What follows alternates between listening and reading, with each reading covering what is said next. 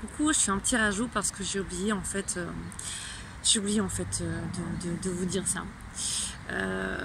Quand je faisais la différence avec les âmes sœurs, les projections, les illusions et la flamme jumelle, où on a cette dualité, c'est haut et c'est bas avec sa flamme jumelle, qui dure sur le temps, ses rapprochements, ses éloignements.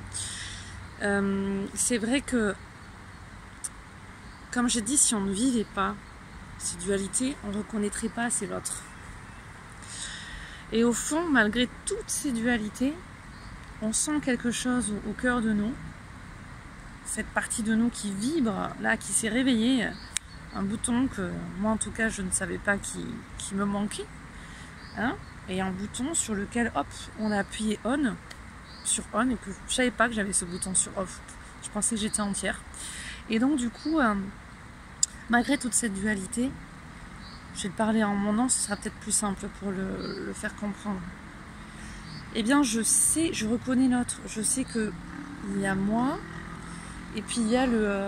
voilà, si je mets plein d'herbes. Je mets plein d'herbes, là, voilà, elles sont collées à moi. Mais je sais que si je les épure, ça ne fait pas partie de moi. Vous voyez?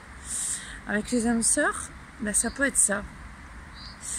Avec la flamme jumelle, on sait qu'il y a toutes ces dualités, tous ces parasites et tout ça là, voilà. Mais on sait qu'en fait, il y a juste à les enlever et en fait, le lien il reste là, automatiquement, puisque l'autre c'est nous-mêmes. Le lien reste là. Donc ça peut pas se parasiter, enfin ça peut pas se parasiter, ça peut pas se rompre, ça peut pas réellement se parasiter. Ce sont des épurations en fait que l'on va faire. Donc il y a ces parasites qui vont être extérieurs, d'accord? Mais à l'intérieur, ça peut pas être parasité puisque c'est nous, l'autre.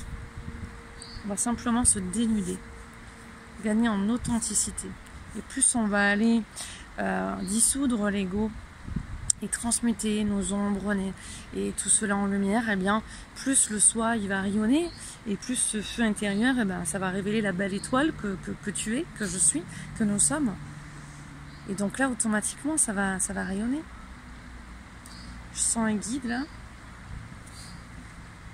Voilà, et pas pour l'instant. Il y a vraiment une notion que pour la récolte, voilà, il y a une notion de libérer aussi ce karma pour certains. Karma, ça va être vraiment les pensées, les manières de fonctionner à épurer, puis toutes ces mauvaises habitudes, toutes ces mémoires, ce qui vient du transgénérationnel, de nos vies antérieures. Et là, attends, parce que je sentais qu'il voulait me montrer quelque chose, je dis là. Donc il y a de la douleur aussi chez la flamme jumelle. Et donc les guides, par ce message-là, ils souhaitent justement que vous reconnaissiez davantage l'autre pour pouvoir vous accepter vous-même. Il y a un deuil qui est à faire dans le passé et aller vers un nouveau cycle plus profond. Donc pour certaines flammes de jumelles, il y a des phases de fin d'incarnation. D'accord? Et dans ces périodes de fin d'incarnation, eh bien on sait qu'on a vraiment à épurer un maximum. C'est accepté, ça résonnera pour certains, ça résonnera pas pour d'autres. En tout cas, ce qui est important, c'est que ça résonne ou pas. Et ce qui est important, encore plus important, c'est de comprendre qu'est-ce que ça veut dire. Qu'est-ce que ça veut dire quand ça résonne et qu'est-ce que ça veut dire quand ça ne résonne pas. Donc être à l'écoute de soi, voilà, ça s'apprend. Je vous embrasse fort. Bisous, bénédiction à vous.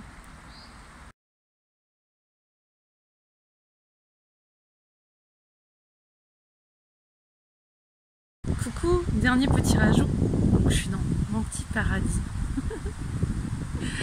Voilà, je suis bien là. Bref, flamme jumelle. Le chemin, c'est pas que dans la relation amoureuse, ça c'est pas ça, parce que trop souvent les gens confondent. Hein. Faut pas s'enfermer dans ça. Mais dans tous les domaines de votre vie, c'est vraiment la lutte contre vos peurs. Voilà. Le chemin, c'est le choix éternel entre l'ego, le soi, l'amour ou la peur.